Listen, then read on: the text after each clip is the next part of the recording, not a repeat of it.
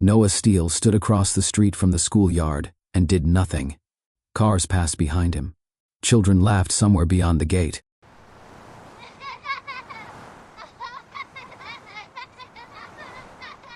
The day moved on without care. He stayed still, hands loose at his sides, breath shallow, eyes fixed on a place he did not belong. He did not come closer. He did not cross the road. He watched.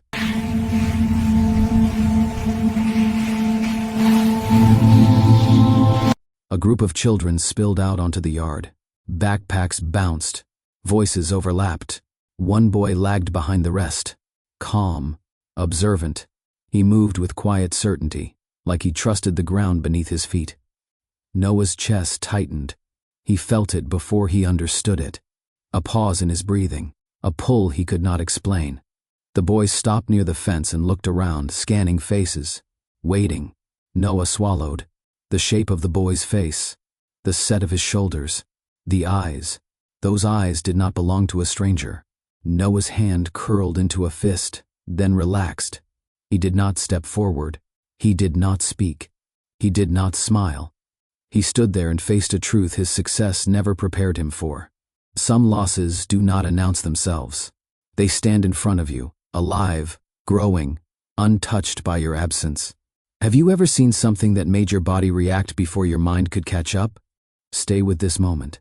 If you value stories about dignity, accountability, and healing, subscribe now. This story asks hard questions and refuses easy answers. Noah told himself to look away. He did not. The boy shifted his weight, adjusted the strap of his bag, and leaned slightly toward the gate. A small movement, ordinary. Yet it struck Noah with force. He knew that stance.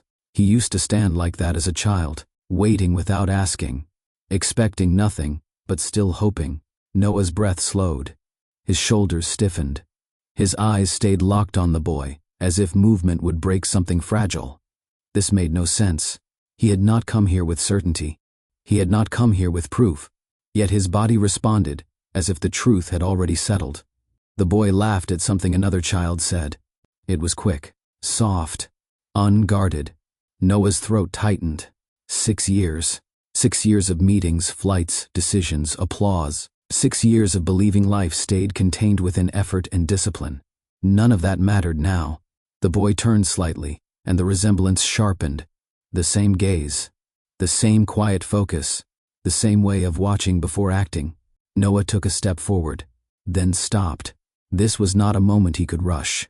This was not a space his name could open. Some realizations arrive without permission. They do not explain themselves. They simply ask whether you are ready to face them. Have you ever felt certainty arrive before explanation? Noah's pulse thudded in his ears. He became aware of his breathing, slow and controlled, as if he were standing in a boardroom instead of across from a schoolyard. His posture stayed firm. His face stayed neutral. Inside, something shifted.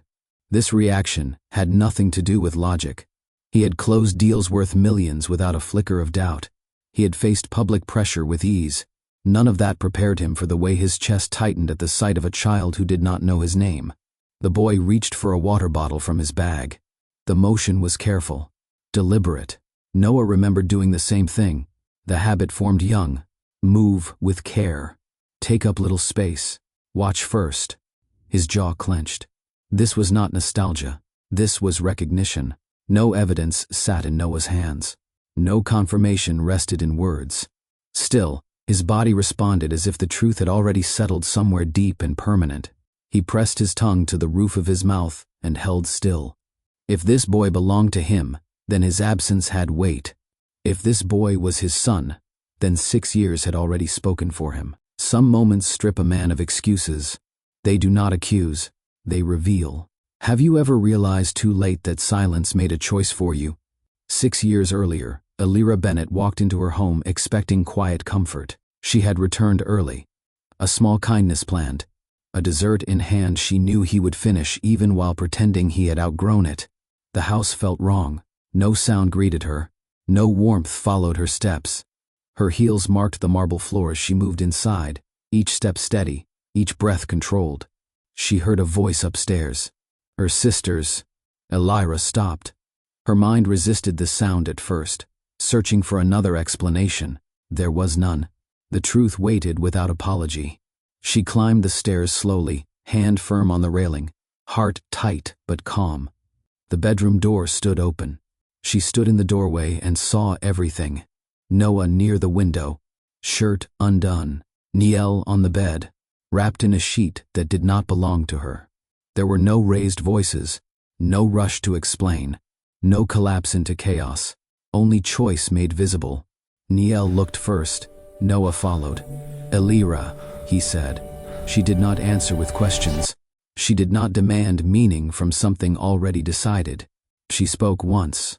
"I'm done." Then she... I'm done. Then she turned and walked away, carrying nothing except herself.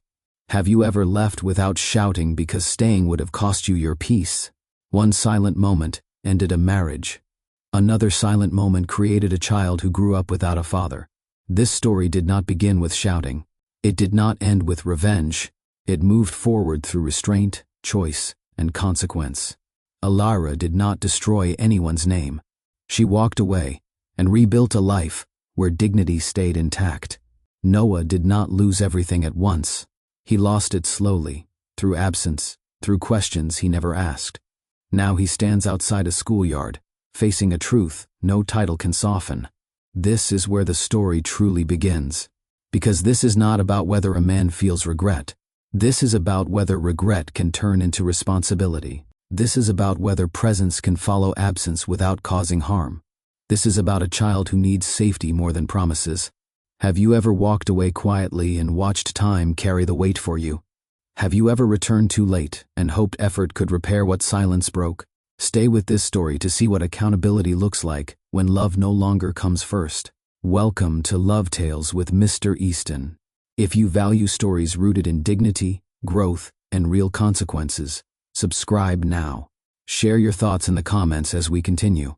Elira Bennett stepped inside the house and felt the change at once. The door closed behind her with a soft click, yet the sound echoed longer than it should have. The space greeted her with stillness instead of comfort. No music played. No movement followed. The air felt held, as if the walls were waiting. This house used to feel alive. Even on quiet evenings, it carried signs of presence. A glass left on the counter. Shoes by the door. A light left on upstairs because someone forgot to turn it off. Tonight, nothing. Elira removed her coat slowly, folding it over her arm with care. She placed her bag on the entry table, the same way she always did. Every action remained deliberate, controlled. She did not rush, and she did not pause to question the feeling in her chest. She had come home early, not out of suspicion, out of thoughtfulness. She wanted to share a moment that belonged only to them. Her heels touched the marble floor as she moved farther inside. Each step sounded louder than usual. The silence pressed in, not aggressive, but firm. Something had shifted here. Elira did not know what yet. She only knew the house no longer felt like hers. Elira reached the base of the staircase and stopped. The house remained quiet, but now the silence felt focused, as if it came from one direction. She rested her hand on the railing. The wood felt cool beneath her palm. Steady, familiar. She took the first step. Her heels made light contact with the surface, a soft rhythm that followed her upward. Each step felt measured. She did not hurry. She did not hesitate. Her body moved before her thoughts could interfere. Halfway up, she heard it. A voice, low, close, intimate, in a way that did not belong in shared space. Elira froze for a breath, not because she needed to confirm what she heard, but because her mind tried to protect her from it. The sound did not match the story she believed about her evening, about her marriage, about her home.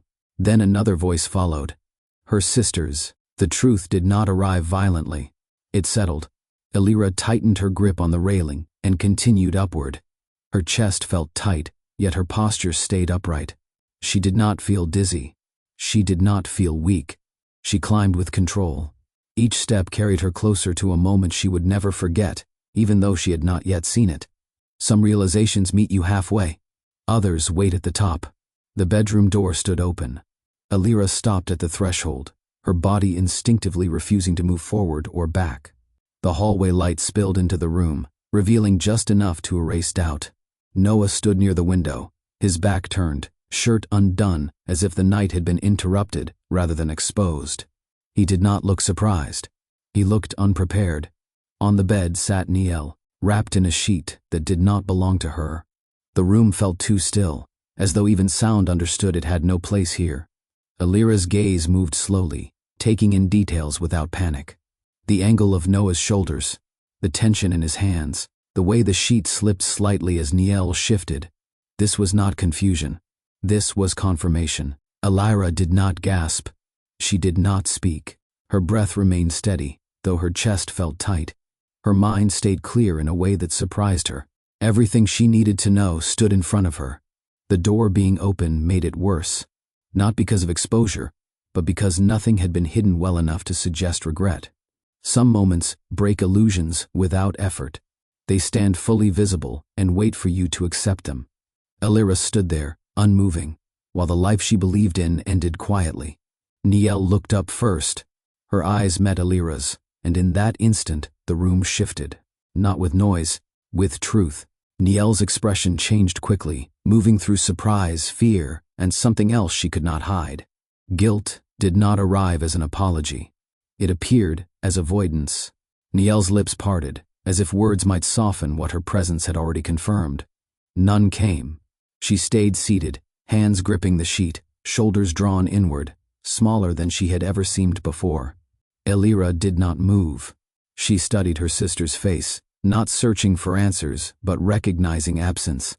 The absence of loyalty, the absence of respect, the absence of love strong enough to stop a line from being crossed. Their eyes held. Niel looked away first. That choice spoke louder than explanation ever could. It told Alira everything she needed to know about how long this had existed, and how little her presence had mattered once desire took priority. Alira felt no urge to confront, no instinct to question. The connection between sisters did not shatter loudly. It dissolved in silence, leaving clarity behind. Some betrayals end relationships without argument. They do not ask to be discussed. They simply ask to be acknowledged. Noah turned slowly. The moment he saw Alira, the color drained from his face. Not from surprise, but from understanding. His body reacted before his voice found strength. His shoulders stiffened. His hands moved as if to step forward, then stopped halfway. Fear held him in place. He opened his mouth, then closed it again. Whatever words formed in his mind collapsed under the weight of the scene. There was no version of speech that could reduce what stood between them. Alira, he said at last. Her name sounded wrong in his mouth. Too late. Too empty. He took one step toward her, then froze, as if instinct warned him that moving closer would only deepen the damage. His eyes searched her face, not for forgiveness, but for any sign she might react with emotion he could manage. She gave him none. That absence unsettled him more than anger ever could have. He saw it then, the stillness in her posture, the control in her breathing, the calm that arrived only when a decision had already been made. This was not a moment he could negotiate. Noah understood, with sharp clarity, that he had already lost her. Not because she was leaving, but because she had stopped needing answers from him. Some fear does not beg for mercy. It arrives when consequence finally speaks. Alira spoke once. "I'm done." Her voice stayed steady. No shake, no raised tone. The words did not ask for reaction. They carried finality, not threat.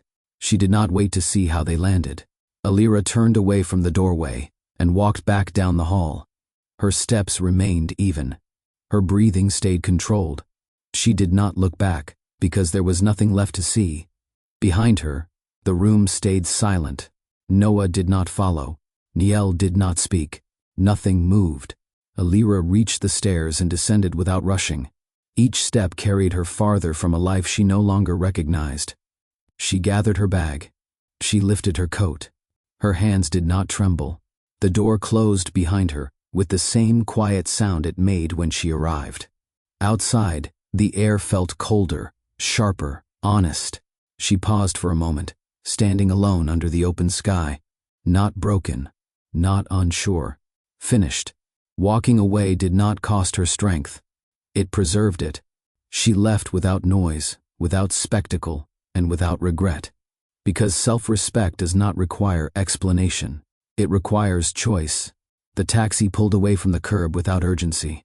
Alira sat in the back seat, hands folded in her lap, eyes fixed on the dark stretch of road ahead. The city lights slid past the window, blurred and distant, as if they belonged to someone else's life. She did not look back at the house. She did not need to. The driver asked where she was going. She gave the name of a hotel near the center of the city, not a place tied to memory, not a place that belonged to them. The car moved through familiar streets that now felt altered. Corners she once turned with ease carried no meaning tonight. Every block widened the distance between who she had been and who she needed to become. Her phone stayed silent in her bag. No messages came through. No calls followed. She did not check. This was not shock. Shock asks questions. This was clarity settling into place, the kind that arrives when emotion finishes its work and leaves truth behind. She watched reflections move across the glass. Storefronts closed for the night. Restaurants emptying. People stepping into their own quiet endings. Life continued without pause, indifferent to personal collapse. The taxi stopped at a red light. Alira noticed her reflection in the window. Her face looked calm, tired but composed. She studied it without judgment. Nothing about her posture suggested loss of control. That mattered. The driver glanced at her in the mirror, then looked away. He did not speak again. Some silences understand when they should stay intact. As the car crossed the bridge toward the hotel, Alira felt something settle inside her chest. Not relief, not grief, resolve. She had not left to punish anyone. She had left to preserve herself. The taxi slowed and pulled into the hotel entrance. Alira paid, stepped out, and stood on the sidewalk for a moment before going inside. The air felt cool against her skin, steady and grounding. This was the first step away from betrayal, taken without noise. The hotel room was clean, quiet, and unfamiliar. Alira closed the door behind her and leaned against it for a brief moment, not out of weakness, but to let the stillness settle. The room smelled neutral. Fresh linen. Polished surfaces. Nothing carried history. That was why she chose it. She set her bag down near the chair and removed her shoes, placing them neatly beside the wall. The order of her movements mattered. Structure kept her steady. Chaos had already taken enough. She sat on the edge of the bed and stared at the opposite wall. The events of the night replayed without sound. The open door. The shared space that no longer belonged to her. The moment she chose herself without explanation. Sleep did not come quickly. Hours passed in fragments. She lay on her side, eyes open, listening to the quiet hum of the building. Somewhere down the hall, a door closed. A distant elevator chimed. Ordinary sounds continued, untouched by her private ending. Near dawn, light began to seep through the curtains. Alira rose and walked to the window. The city below shifted from dark to gray, then softened as morning took shape. She watched people gather at crosswalks, cars line up, a day beginning for others without interruption. That was when understanding settled fully. She would not go back, not for comfort, not for explanations, not for closure shaped by someone else's guilt. The life she left behind no longer deserved her presence. Returning would only require her to explain strength to people who already chose to ignore it. She reached for her phone, then stopped. There was no message she needed to read. No call that would change what had already been decided. Standing in that quiet room, Alira accepted the cost of her choice. It would be heavy at times. It would be lonely in ways she had not yet faced. Still, it would be honest. Some endings arrive before morning. Others wait for daylight to confirm them. By the time the sun rose fully, Alira had already let go of the life she would never reclaim. Alira left the hotel just after sunrise. She moved through the lobby with quiet focus, her bag resting lightly against her side. No one looked at her twice. To the world, she was simply another woman stepping into a new morning. Only she knew how much had ended before the day began. Outside, the air felt sharper than the night before. Clean, honest. She paused on the steps, letting the morning settle around her, then walked forward without hesitation. She did not plan the future in detail. She did not list next steps or map out timelines. She made one decision, and she made it completely. She would not return. Not to the house. Not to the life that required silence from her. Not to a marriage that asked her to share space with betrayal. Going back would mean shrinking herself to fit a version of peace built on denial. She refused that cost. As she walked, memories surfaced without force, dinners shared, small routines, private jokes. They passed through her mind and continued on without anchoring her in place. Those memories no longer defined her. They belonged to a version of herself that no longer existed. She understood something then with clarity. Leaving was not an act of escape. It was an act of alignment. She had spent years building a life rooted in integrity. Staying would require her to betray that foundation. No relationship deserved that price. Her phone remained untouched in her bag. If messages came, she did not hear them. If calls followed, she did not answer. This was not avoidance. This was boundary. She chose to be unreachable to protect what little quiet she had claimed. By mid-morning, she had secured a longer stay at the hotel and contacted a colleague about temporary work in another city.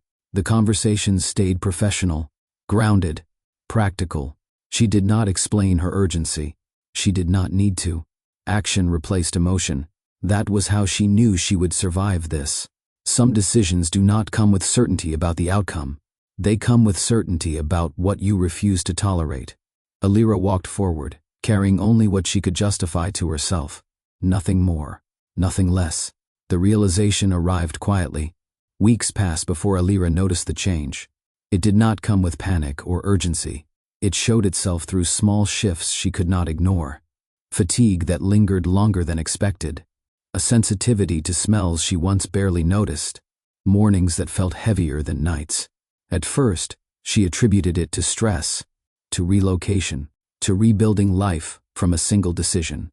She kept moving, kept working, kept her routines intact. Still, the feeling stayed. One evening, alone in her temporary apartment, Alira sat at the kitchen table and listened to the hum of the refrigerator. The space felt modest, but stable. She had chosen it for that reason. Stability mattered now. She reached for a calendar and traced dates with her finger. The math settled without resistance. Her breath slowed. There was no rush to react. No need to sit down quickly. The truth rested in her chest with calm certainty. She placed a hand over her stomach, more out of instinct than confirmation. Later she stood in a small bathroom under soft light and waited. The result did not shock her. It clarified. Alira remained still, holding the test carefully, as if movement might disturb the reality of it. A life had already begun without announcement, without permission, without complication. Tears did not come. Instead, responsibility arrived. She sat on the edge of the tub and allowed the truth to settle fully.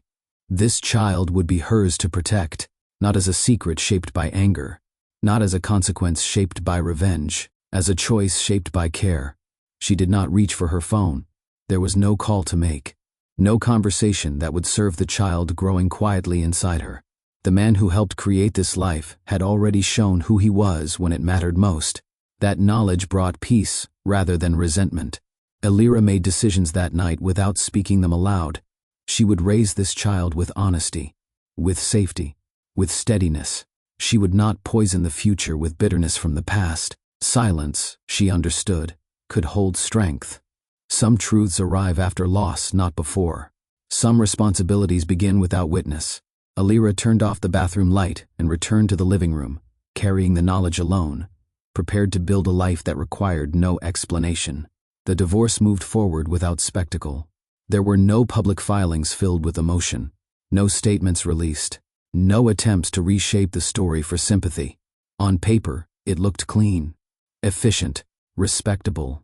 Two adults choosing to separate without conflict. That appearance mattered to Noah. The documents arrived through attorneys, typed in careful language that stripped the marriage down to assets, timelines, and signatures. Dates replaced memories. Clauses replaced promises. What once held meaning became procedural. Alira read everything slowly. She did not skim. She did not rush. Each page confirmed what she already knew. This process was not designed to heal. It was designed to conclude. She accepted that distinction without disappointment. Meetings were brief. Conversations stayed measured. When they sat across from one another, the air felt formal, distant, almost polite. Noah spoke about logistics. She responded with clarity. There was no space for reflection. No questions asked about why she left so completely. That absence spoke louder than argument. Elira noticed how carefully the process avoided discomfort, how smoothly it moved around truth, how easily it allowed everyone involved to pretend this was simply an ending, not a consequence. She signed where needed. She declined discussion where it offered nothing. She did not negotiate emotional closure through legal terms. That was not what this space existed for. What surprised her most was how quickly the marriage disappeared on record. Years reduced to signatures and dates. The law made it easy to erase shared life without asking whether erasure was deserved. For Noah, that efficiency felt like relief. For Elira, it felt like confirmation. A man willing to end a marriage without ever asking what he destroyed had already made his priorities clear. The divorce did not wound her further. It clarified what had been missing long before she walked out. When the final papers were filed, there was no moment of pause. No acknowledgement of weight, just a clean conclusion that satisfied everyone except the truth. Some endings feel loud because people refuse to accept them. Others feel quiet because accountability never arrives. Noah approached the separation the same way he handled business. With caution, with distance, with an eye on perception. He instructed his legal team to keep everything contained. No leaks, no loose ends, no details that could invite curiosity. His name carried weight in public spaces, and he intended to keep it that way. The company was growing. Investors were watching. Interviews were scheduled months in advance. A personal collapse did not fit the image he had worked years to build. He told himself this was responsibility. In meetings, he spoke with the same steady tone he always used. He showed up prepared. He smiled when expected. He answered questions about leadership and growth with confidence. No one noticed the absence beside him. Or if they did not ask. When colleagues mentioned Elira, he redirected the conversation. When her name appeared in casual talk, he shortened it into something neutral. "She's doing well," he said once. Nothing more. That sentence became his shield. Noah avoided any discussion that required reflection. He did not explore what he lost. He focused on what remained intact. His work, his standing, his control over narrative. Behind closed doors, he convinced himself silence was respect, that keeping details private was maturity, that moving forward without explanation proved strength. It did not occur to him that silence also protected him from responsibility. He never asked why Elira left so completely. He never questioned how quickly she disappeared. He never wondered whether there was more he should have noticed. Those questions felt inconvenient, risky. They threatened a clean version of events he preferred. In public, he remained composed, successful, untouched by scandal. In private, the space she once occupied stayed empty, but he avoided it. He filled his schedule. He extended work hours. He replaced presence with productivity. Reputation stayed intact. Connection did not. What Noah failed to see was how much energy he spent maintaining an image that required him to ignore the truth.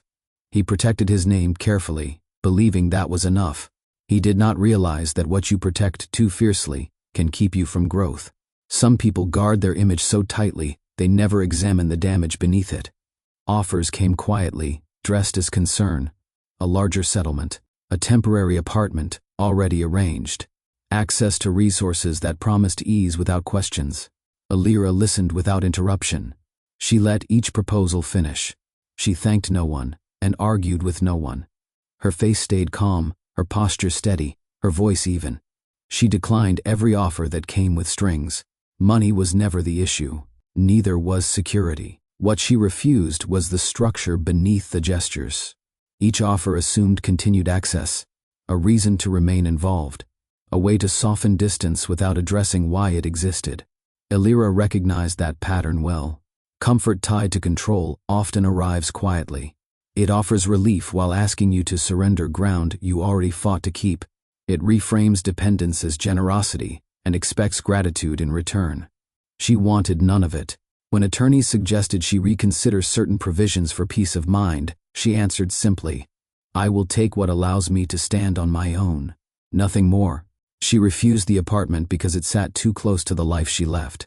She declined additional support because it would require conversations she no longer owed.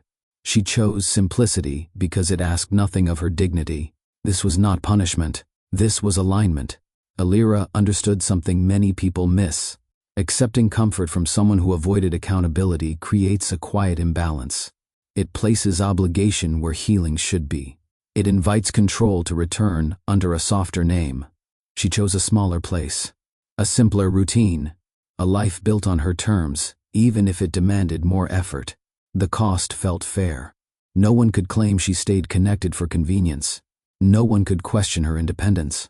Every refusal strengthened her boundary. Every decision reinforced the truth that peace mattered more than ease. What she built afterward did not sparkle. It held something better. Stability without explanation. Some people mistake acceptance for forgiveness. Others mistake generosity for repair. Alira understood the difference. She refused comfort that required silence in exchange. She chose responsibility to herself instead. Noah noticed the gaps. He noticed how quickly Alira removed herself from shared spaces, how efficiently she closed doors without asking for discussion. He noticed the way her absence settled into his routines without resistance. What he did not do was ask why. At first, he told himself there would be time later, that emotions needed distance, that questions could wait until things felt less raw. This reasoning gave him permission to delay discomfort while appearing reasonable. Days turned into weeks. Weeks stretched into months. Still, he did not ask. He never questioned why Alira refused continued contact. He did not wonder why she rejected offers many people would accept without hesitation. He did not examine how easily she stepped away from a life others fought to keep. Asking would require him to face answers he might not like. Instead, he filled the silence with assumptions. He told himself she wanted a clean break. He told himself she preferred independence. He told himself she would reach out if something truly mattered. Those beliefs allowed him to stay comfortable. At work, this habit served him well. Problems stayed manageable when framed narrowly. Outcomes stayed predictable when deeper causes went unexplored. He carried that same approach into his personal life, without recognizing the cost. Silence became his strategy. He avoided questions because questions carry responsibility. Once asked, they demand response. Once spoken, they force change. So he chose restraint where courage was required. Friends hinted gently. Advisors suggested reflection. He brushed past those moments with polite dismissal. He was busy, focused, moving forward. What he failed to see was how avoidance compounds loss. Every unasked question widened the distance. Every assumption replaced truth. Every day, without inquiry, hardened the version of events he preferred. By the time the divorce finalized, he felt strangely untouched, not healed, unchallenged. The absence of confrontation felt like peace. It was not. It was delay. Some people believe silence preserves stability. Others learn too late that silence preserves mistakes. Noah chose not to ask questions when they mattered most. That choice would shape what he lost long before he understood it. The divorce ended quietly. The absence that followed did not. Noah returned to a life that looked unchanged from the outside. His calendar stayed full. His name continued to carry respect.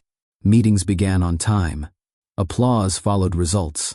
Nothing in his public world suggested loss. At home, the quiet stretched. Alira's presence did not linger as clutter or unfinished business. She left nothing behind that demanded attention. No notes, no calls, no moments engineered to be remembered. Her absence was clean, complete, and final. That was what unsettled him most. There was no conflict to revisit, no argument to replay and reinterpret, no chance to reframe himself as misunderstood. The space she left did not accuse him. It simply existed, and it grew louder with time. He noticed it at night first, in the pause after work, in the rooms that no longer carried shared routines, in the absence of someone who once balanced his certainty with perspective. Still, he did not reach out. He told himself the silence was mutual. He told himself distance was what adults chose when things ended without chaos. These explanations helped him sleep, but they did not change the truth. Avoidance had consequences. The longer he stayed quiet, the more he lost access to context. The longer he avoided inquiry, the more the story hardened without him. Alira rebuilt a life without needing his presence or permission. That reality arrived slowly, then all at once. By the time he realized she was truly gone, the opportunity to understand her choice had already passed. Not because she refused to speak, because he never asked. Absence does not announce itself as punishment. It grows from neglect. What Noah avoided in the moment became permanent. What he chose not to face shaped the future without his input. This chapter carries a question worth sitting with. Should silence after harm still carry accountability? Does choosing not to ask questions excuse the cost of what follows? Share your thoughts in the comments. This story invites reflection, not judgment. Alira chose the city with intention. She did not search for familiarity. She searched for distance that felt clean. A place where her name carried no weight and her past held no authority. She wanted streets that did not echo with memory and faces that did not expect explanation. The city was smaller, quieter, built around steady routines rather than ambition. People here noticed weather changes, school schedules, and community events. They valued presence more than status. That mattered. Alira arrived with few belongings and no attachment to outcome. She rented a short-term space and walked the neighborhood each morning, learning its rhythm. She noticed the pace of conversations, the way shop owners greeted regulars, the way evenings settled early, without urgency. For the first time in months, her breathing felt natural. No one asked where she came from. No one recognized her last name. She introduced herself simply and accepted the freedom that came with anonymity. It allowed her to exist without defense. She found work supporting community programs focused on families and children. The role fit her values. It asked for consistency, not performance. She listened more than she spoke. She observed before offering solutions. That pattern grounded her. Each day built gently. On the last, she learned which bus arrived late, which cafe stayed open past dusk, which park felt safe after sunset. These details mattered more than plans. At night, she rested with a calm she had not known in years. The silence here felt supportive, not heavy. It held space rather than judgment. Alira understood something important during those early weeks. Starting over did not require erasing herself. It required choosing an environment that allowed her to grow without compromise. She was not hiding. She was repositioning. This city did not promise ease. It promised honesty. Life here moved without spectacle. That suited her. She began to imagine a future shaped by steadiness rather than reaction. One where choices came from clarity, not fear. This place would hold the next chapter of her life, not as refuge, as foundation. Alira chose her home the same way she chose the city, with care, not ambition. The house sat on a quiet street, lined with trees that offered shade more than beauty. It was not large. It did not impress. The paint showed age in places. The floors creaked softly when stepped on. Still, it felt honest. That mattered more than size. She walked through each room slowly the first day, not imagining what it could become, but noticing what it already offered. Light entered the living room in the afternoon and lingered long enough to warm the space. The kitchen was small but functional. The bedroom held enough room for rest without excess. There was a small yard out back, grass uneven, a fence slightly worn. Alira stood there for a long moment, hands resting at her sides, breathing in air that carried no expectation. This space did not belong to her past. It asked nothing of her history. She furnished it gradually. A table sturdy enough for daily use, a couch chosen for comfort rather than style, curtains light enough to let the morning in. Every choice was intentional. Nothing arrived by impulse. The home took shape through use, not display. As weeks passed, she established routines that gave the space meaning. Morning tea by the window, evening walks down the block, quiet nights spent reading or planning work schedules. The house absorbed these habits and returned a sense of steadiness. This was not a downgrade. It was alignment. Alira understood that a modest space offered protection of a different kind. It reduced noise, It simplified decisions. It allowed focus to remain on what truly mattered. Here, she could hear her own thoughts. Here she could rest without guarding herself. The home did not demand upkeep beyond care. It did not require explanation. It held her without asking her to perform. She felt no urge to fill it with distraction. The quiet suited her. It allowed her to prepare for what was coming with calm resolve. This house would not witness conflict. It would witness growth. Elira did not miss what she left behind. She did not compare. She understood that shelter is not measured by size, but by how safely it holds your truth. The birth arrived without spectacle. Elira woke before dawn with a calm she did not question. Her body moved ahead of fear, guided by instinct and preparation. She gathered her bag, checked the list she had written weeks earlier, and stepped into the quiet morning without hurry. The drive was steady. The streets were empty. Traffic lights changed on schedule. Nothing rushed her forward. She welcomed that. At the hospital, she moved through each step with focus. Names were asked. Forms signed. Directions given. She listened, nodded, followed.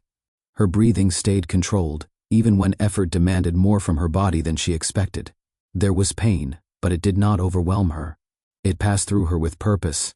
Hours later, she heard a sound that changed the shape of her life. Her son cried once, then settled. They placed him against her chest, warm and solid, his small body rising and falling with breath that felt like a promise kept. Elira rested her hand along his back and closed her eyes. Everything quieted. In that moment, she felt no anger toward the past, no desire to revisit what was lost. The present filled the space completely. This child existed without conflict, without condition, without burden. She studied his face slowly. The curve of his cheek, the set of his mouth, the calm that arrived quickly after effort. He was here. Elira did not reach for her phone. She did not call anyone. This moment belonged to her and him alone. She wanted the first hours of his life to exist without intrusion, shaped only by care and intention. When the nurse asked if there was anyone to notify, Elira shook her head gently.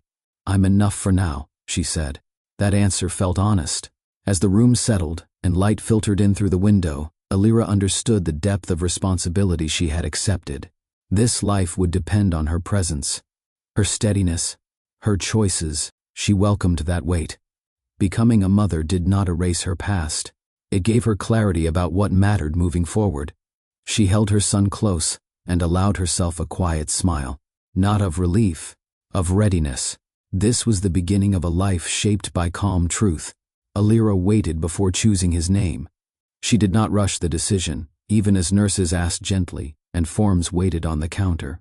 She wanted the name to arrive with certainty, not emotion. Names carried weight. They shaped identity long before children understood language. She spent the first night listening to his breathing. It was steady, quiet, assured. In the early hours, as light crept through the window, Elira held him close and spoke softly, testing sounds in the stillness. None felt right at first. Some carried echoes of the past. Others felt borrowed, shaped by expectations she refused to place on him. This child would not be named after legacy. He would be named for balance. She wanted a name that allowed him to grow without burden, one that did not demand greatness or signal loss, a name that could stand gently in a room and still hold presence.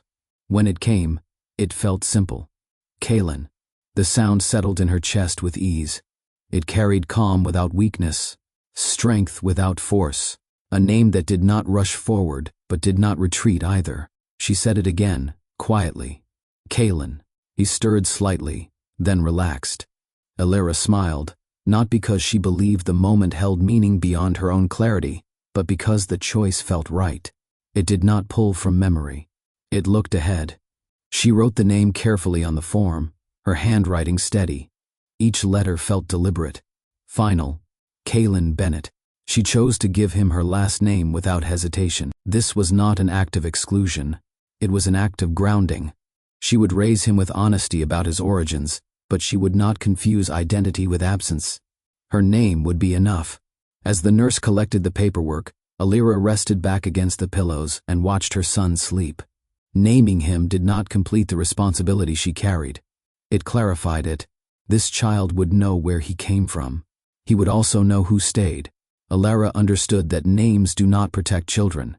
Presence does. Calm truth does. Consistency does. Still, this name mattered. It marked the beginning of a life guided by intention, not reaction. A life shaped by care, not resentment. The early years unfolded with quiet consistency. Elara structured her days around Kaylin's needs without losing herself in them. Mornings began early. Meals followed routine. Rest came when possible. She learned quickly that steadiness mattered more than perfection. Kaylin grew into a calm child, observant, curious, attentive to tone as much as words. He watched before acting, listened before speaking. Elara noticed these traits with care, not pride.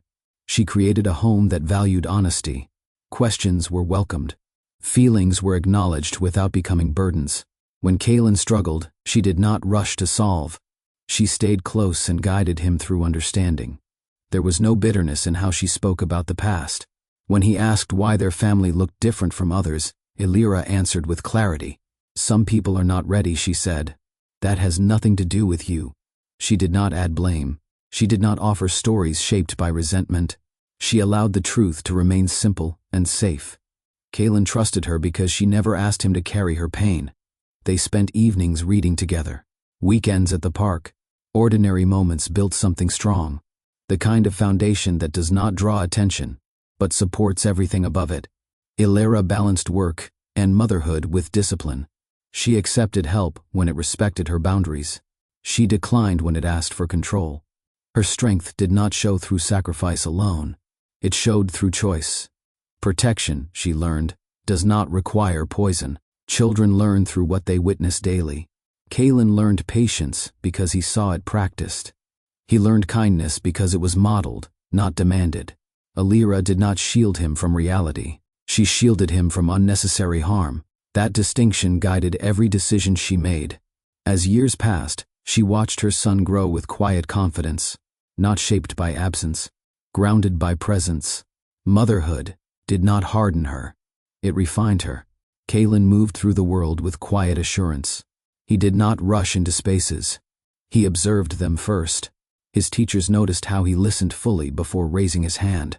Friends noticed how he waited his turn without being reminded. Elara noticed how he studied people, not with suspicion, but with care. He carried himself with balance. Kaylin did not need approval to feel steady. Praise pleased him, but it did not define him. He enjoyed learning, not for recognition, but for understanding. When something challenged him, he did not retreat. He paused, considered, then tried again. At home, his personality unfolded naturally. He asked thoughtful questions at dinner. He noticed changes in tone. He sensed when someone felt tired or distant and responded with patience rather than demand. Elara never labeled him as special. She treated his nature as normal. That choice mattered. It allowed his confidence to grow without pressure. He showed empathy early. When another child cried, Kaylin stayed close without trying to fix the problem. He understood presence before he understood solutions. Elara recognized that skill as rare and protected it. She did not harden him to prepare him for disappointment. She strengthened him through consistency. Kaylin learned responsibility through contribution, not expectation. He helped because he belonged, not because he was instructed. He understood fairness because it was practiced around him daily. His calm did not come from sheltering. It came from safety. Elara never framed their life as lacking. She spoke about their family as complete. That framing shaped how Kaylin saw himself. He did not compare his home to others. He understood that families looked different and still held equal worth. Kaylin's personality reflected an environment free from tension. He did not carry questions he was too young to answer. He carried trust because it was modeled for him every day. A child raised without constant explanation learns to stand without apology. The questions arrived naturally. They did not come all at once. They appeared in small moments, at the park, after school. During conversations, Kaylin overheard but did not interrupt. Why does Liam's dad pick him up every day? Why does Maya have 2 houses? Elara listened carefully before answering. She never dismissed the questions. She never rushed to simplify them beyond honesty. She understood that curiosity did not require correction. It required clarity. Kaylin asked about fathers without sadness. His tone carried interest, not longing. That distinction guided how Alira responded. She did not insert pain where none existed. She chose moments when Kaylin felt secure, not rushed, not distracted. She waited until they sat together in familiar space, often at the kitchen table or during evening walks. When he asked directly, she met his eyes. Families are built in different ways, she said. Some children live with one parent, some live with two, some live with many people who care for them. Kaylin considered that. But I only have you, he said once. Yes, Alira replied. And you are cared for. She did not rush to fill the sentence with explanation. She allowed space for understanding to form on its own. Kaylin accepted the answer because it did not ask him to carry weight he did not own. As he grew older, his questions became more specific. Still calm, still grounded. Is there someone else who helped make me? Alira nodded gently. Yes. She did not avoid the truth. She respected Kaylin enough to answer honestly, without detail he did not need yet. She trusted that understanding could grow with time. What mattered most was tone. Her voice stayed steady. Her posture stayed relaxed. Her words carried no bitterness. That consistency told Kaylin more than explanations ever could. He learned that questions were welcome. He learned that truth did not require fear. Because Alira never framed the topic as forbidden, Kaylin never approached it with anxiety. He trusted that answers would arrive when he was ready to hear them. Children sense when information carries tension. Kaylin sensed none. Alira chose her words with intention. She believed honesty should guide children, but never overwhelm them. Truth needed structure. It needed care. It needed timing. When Kaylin asked deeper questions, she answered without hesitation, but also without excess. Why isn't he here? Alira did not pause long. Some people are not ready to be present, she said. That choice belongs to them. It never belongs to the child. She made sure Kaylin understood that difference. She did not explain betrayal. She did not describe failure. She framed absence as responsibility, not rejection. Kaylin listened and accepted her answer without distress. He trusted her because she never contradicted herself. Her words remained consistent over time. What she said at 5 aligned with what she said at 7. That stability mattered. When Kaylin asked if he had done something wrong, Alira addressed the question immediately. No, she said. Nothing you did or could do would change your worth. She did not soften the message. She delivered it clearly. She wanted it to settle firmly in his understanding. Alira understood that children often internalize silence. She refused to allow that. She spoke truth early enough to prevent confusion, but gently enough to protect peace. She also knew when to stop. She did not answer questions Kaylin did not ask. She did not offer stories shaped by her own experience. She separated her journey from his understanding. This restraint protected him. As Kaylin grew, he learned that honesty could exist without harm. That truth did not have to arrive with heaviness. That explanations could support rather than burden. Alira never made herself the center of the narrative. She made Kaylin's safety the focus. That choice shaped his trust. He did not fear asking questions. He did not brace himself before conversations. He approached understanding with calm curiosity. Children raised with measured honesty do not fear truth. They learn to respect it. Trust formed through repetition. Alira built their days around routines that gave Kaylin security. Mornings followed the same rhythm. Breakfast at the table, shoes by the door, a walk to school filled with conversation about small things. Evenings ended with predictability, homework at the same time, dinner together, reading before bed. These patterns created a sense of safety that did not rely on reassurance. Kaylin knew what to expect. That predictability allowed him to relax. He did not question whether he would be heard. He did not wonder if support would appear when needed. It was already there. Alira treated routine as foundation, not restriction. She adjusted when necessary, but always explained changes. Kaylin learned that flexibility could exist within structure. When mistakes happened, Alira addressed them calmly. She focused on understanding rather than reaction. Kalen learned accountability without fear. He understood consequences without shame. Trust also formed through presence. Elira attended school events. She kept her phone away during meals. She listened fully when Kalen spoke, even when the topic felt small. He learned that attention did not need to be earned through urgency. Their home felt steady. There were no sudden shifts in mood, no unexplained tension, no conversations that ended abruptly. Kalen sensed that emotional safety remained intact regardless of circumstance. This environment allowed him to develop confidence without performance. He did not need to compete for attention. He did not need to prove his value. Daily routines did more than organize time. They communicated reliability. Kalen trusted Elira because she showed up consistently. Not perfectly, consistently. Children measure safety through pattern. Elira understood that deeply. Kalen never questioned his value. That truth did not arrive through speeches or reassurance. It formed through experience, through how he was treated, through how his questions were answered, through what was never placed on his shoulders. Elira made sure Kalen understood one essential thing. His worth existed independent of who stayed or left. She never allowed absence to become identity. She never framed his story around what was missing. She built his understanding around what was present. Care, consistency, love. Kalen grew without feeling incomplete. When he noticed differences between families, he observed them without judgment. He did not envy. He did not resent. He accepted variation as normal. That acceptance reflected how Elira framed their life. She did not compare. She did not explain away. She lived with confidence, and Kalen absorbed that confidence naturally. This approach protected him from internalizing loss that was never his to carry. He did not view himself as abandoned. He viewed himself as raised. That distinction mattered. Children learn worth through how adults handle absence. Elira handled it with calm truth and steady presence. Kalen learned that love did not depend on perfection. It depended on consistency. He learned that showing up mattered more than promises.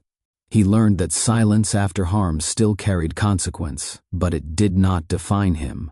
As this chapter closes, the emotional center of the story becomes clear. Parenting means presence. It means choosing honesty without harm. It means protecting children without poisoning their understanding. If you believe parenting means showing up with consistency, clarity, and care, like this video, drop a comment and share your thoughts. Subscribe for stories grounded in dignity, accountability, and real-life lessons. Noah Steele's company expanded exactly as planned. New contracts signed on schedule. Distribution networks stretched across states. Quarterly reports reflected steady upward movement. His leadership team followed his direction without resistance. From the outside, the story looked clean, focused, successful.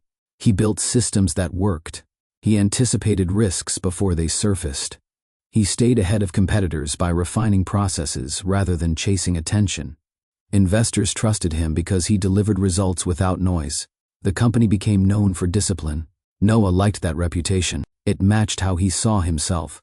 Controlled, precise, reliable. His days filled quickly. Meetings stacked one after another. Travel became routine.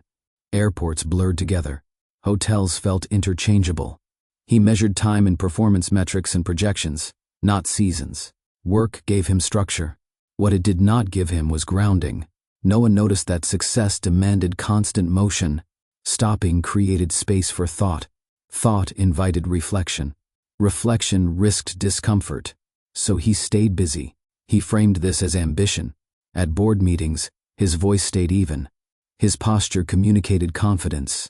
He answered questions with ease. No one challenged his authority. No one asked about his personal life. That silence suited him. He believed growth proved something. That momentum justified past decisions. That progress erased the need to look back. Yet something remained unresolved. Even as the company reached milestones he once imagined with pride, Noah felt detached from them. Each achievement landed without weight. He acknowledged success, then moved on. There was no satisfaction to linger in. He told himself this was maturity, that seasoned leaders did not celebrate small wins. That restraint separated professionals from performers. Still, the emptiness followed him from meeting to meeting. The company thrived under his direction. People depended on his decisions. His name carried influence. All of it functioned smoothly. What Noah did not examine was how easily he poured everything into work because it asked nothing of his conscience. Results did not question his choices. Numbers did not ask him why he stayed silent when it mattered. Growth offered progress without accountability. That convenience came at a cost he had not yet calculated. Some people build success to outrun discomfort. Others build it to avoid responsibility. Noah did not realize which one he had become. Recognition followed naturally. Industry publications featured Noah as a disciplined leader. Panels invited him to speak about scaling responsibly. Awards arrived framed in polished language, praising vision and execution. He accepted each one with practiced composure. On stage, he thanked teams. He acknowledged support. He spoke about values without examining them. Applause came easily. Cameras captured angles designed to project confidence. The narrative stayed intact. During interviews, he discussed growth strategies and leadership principles. He spoke about balance in abstract terms. When asked about motivation, he referenced long-term goals and commitment. No one asked personal questions. No one pressed for reflection. The public version of Noah remained uninterrupted. After events, he returned to hotel rooms alone. The applause faded quickly. Silence settled just as fast. He placed awards on shelves when he returned home, then stopped noticing them. They did not comfort him. He watched recorded interviews once, then avoided them. Seeing himself speak with certainty unsettled him in ways he did not articulate. The words sounded right. The delivery felt smooth. Still, something rang hollow.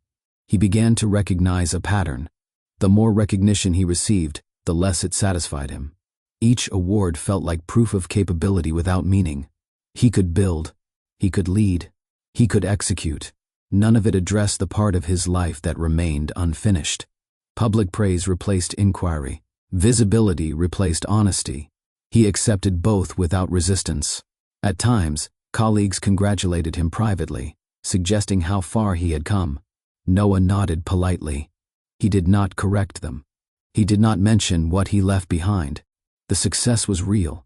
The fulfillment was not. He began to understand that applause could fill rooms but not resolve silence.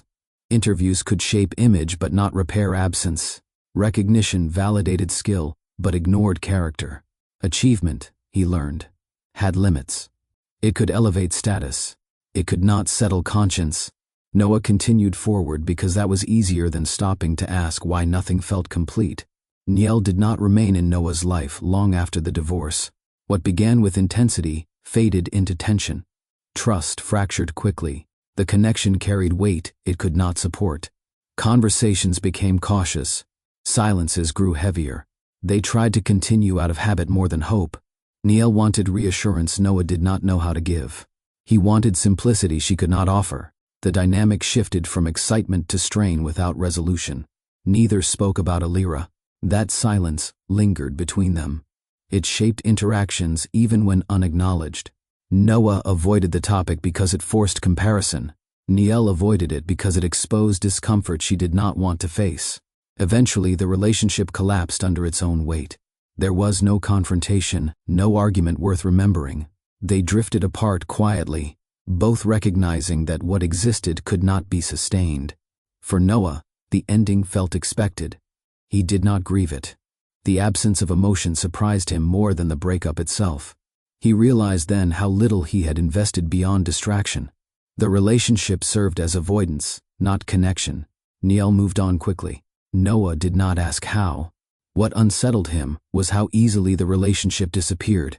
No impact, no residue, no sense of loss. It confirmed something he had resisted admitting. He had stopped showing up emotionally long before Alira left.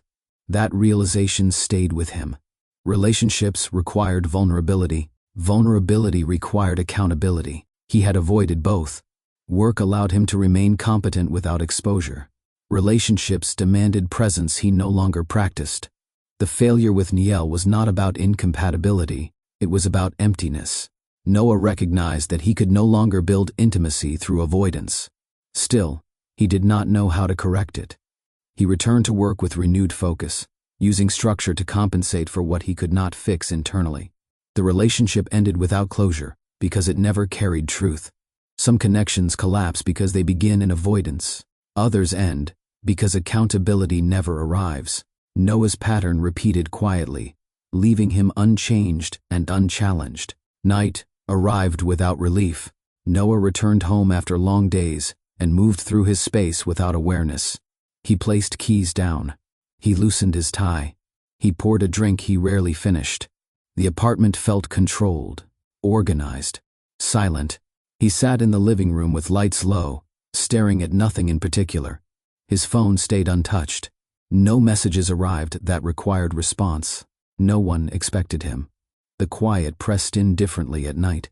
During the day, motion shielded him. At night, stillness revealed everything he avoided. The success he built offered no comfort once distractions ended. He replayed moments without choosing to, not scenes of betrayal, scenes of avoidance.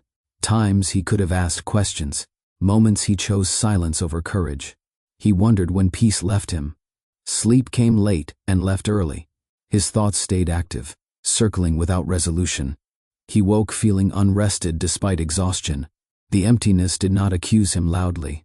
It stayed present, persistent, patient. He began to understand that accountability delayed does not disappear. It waits. It grows heavier with time. Achievement filled his days. Absence filled his nights. Noah realized that everything he built externally lacked internal grounding. He had proven his ability to lead, but not his willingness to confront himself. That imbalance defined his life. Success without peace does not feel like failure at first. It feels like progress without satisfaction. Noah reached that understanding alone, in the quiet moments he could no longer outrun. This chapter leaves a truth worth holding. Achievement cannot replace accountability. No amount of success fills the space left by avoided responsibility. The file landed on Noah's desk without ceremony. It arrived among routine reports, partnership summaries, and scheduling notes. Nothing about the folder suggested importance. The label looked ordinary, professional, easy to overlook. He opened it without expectation. The proposal outlined a regional collaboration focused on community support, education access, family resources. The language felt grounded, practical, built around long-term impact rather than public credit. Then his eyes stopped moving. Alira Bennett. The name appeared once, then again. Listed as program director, referenced with respect, framed as someone trusted to lead without oversight. Noah leaned back in his chair slowly. The office around him stayed quiet. Phones rang outside the glass walls. Assistants moved past his door. Life continued as usual. His did not. He read the name again, searching for error. There was none. The spelling matched. The role aligned with what he remembered about her values. The location sat several hours away from the city he knew. His chest tightened. This was not coincidence. This was not rumor. This was documentation, structured, verified, real. He felt a pull to close the file and move on. To tell himself it meant nothing. That time had passed. That she built a life separate from his. Instead, he stayed still. The name carried weight he had avoided for years. Seeing it in print stripped it of memory and placed it firmly in the present. Alira was not a chapter he could revisit selectively. She existed fully, independently, and without his involvement. That realization unsettled him. He noticed something else. The work described mirrored values he once admired in her. Support without spectacle. Stability without control. Care delivered quietly. She had not changed who she was. She had chosen an environment that allowed it. Noah closed the file carefully, then opened it again. Some truths do not arrive with force. They arrive through recognition. This was not confrontation. It was exposure. Alira had built something meaningful without him. That fact alone challenged the version of events he carried for years. The file did not accuse him. It did not explain anything. It simply existed. And that was enough to begin undoing the distance he maintained. Noah did not call anyone. He did not summon his assistant. He did not forward the file for clarification. He sat alone and reopened the document, this time reading every line with care. Elira's work was detailed. The programs focused on families navigating instability, children who needed consistency more than promises, parents who required structure rather than advice. He recognized her fingerprints in the language. The tone was measured. The goals were realistic. Nothing reached for attention. Everything reached for impact. This was how she approached life when she believed in something fully. Noah leaned forward, elbows resting on his desk. He searched quietly. No press releases surfaced. No interviews followed her work. The digital trail remained modest, intentional. Community mentions, local acknowledgments, small articles highlighting outcomes rather than leadership. She had built influence without visibility. That detail unsettled him. He clicked through program photos, group gatherings, workshop tables, children seated in circles, listening, parents standing nearby, present but not overbearing. Elira appeared in only a few images, always at the edge, never centered, always engaged. Noah studied those images longer than he intended. She looked different, not changed, grounded. There was no tension in her posture, no guarded expression. She carried herself with ease he had not seen during the final months of their marriage. That ease hurt. It told him something without words. She had not needed distance to heal. She had needed alignment. He continued searching. Housing records showed stability. Employment history showed consistency.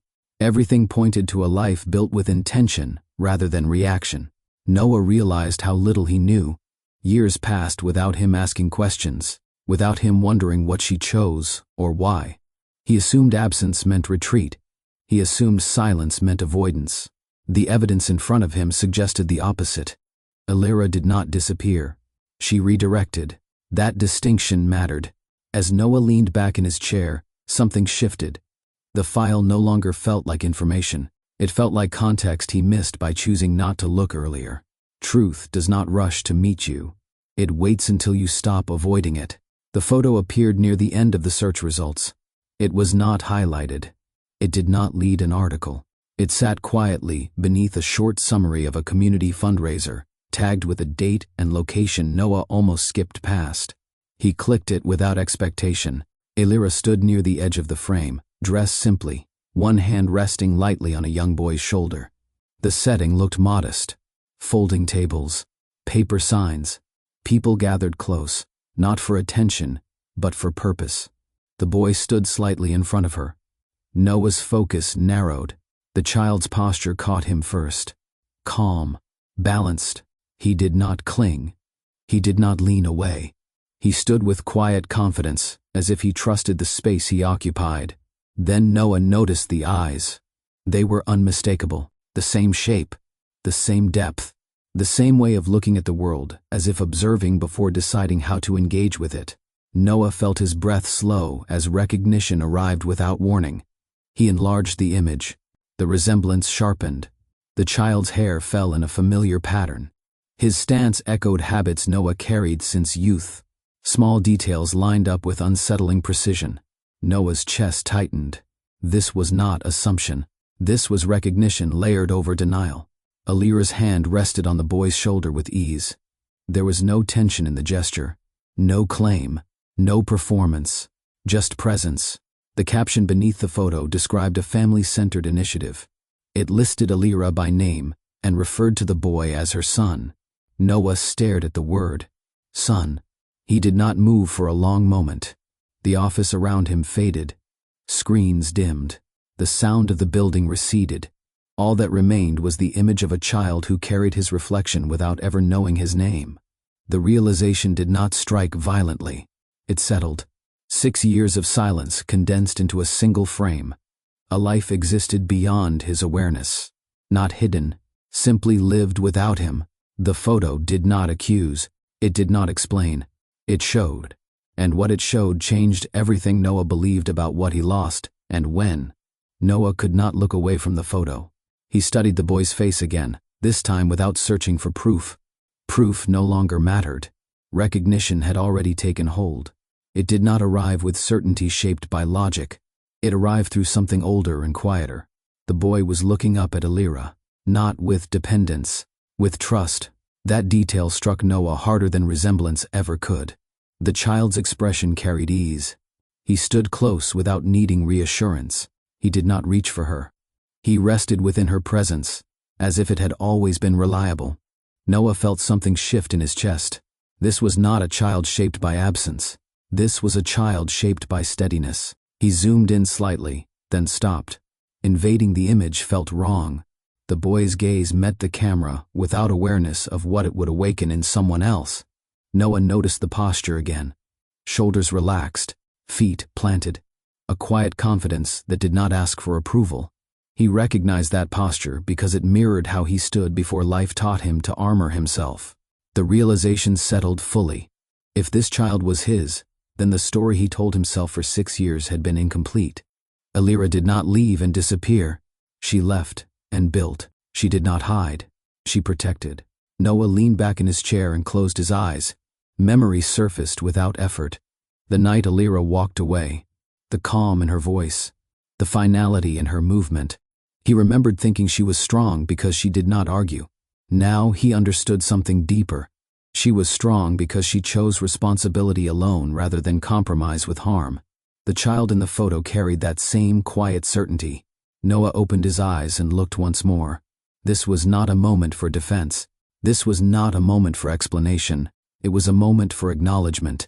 Truth had not demanded his attention with force. It waited until he was ready to see it.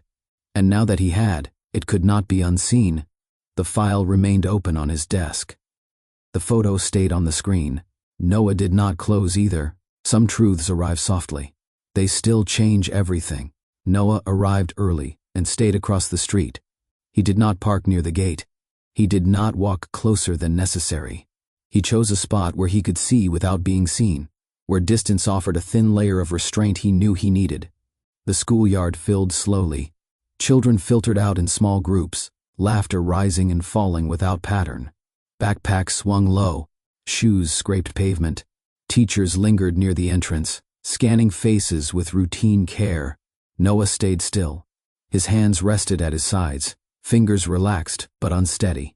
He focused on his breathing, keeping it slow, deliberate, as if calm could be practiced into place. Then he saw him.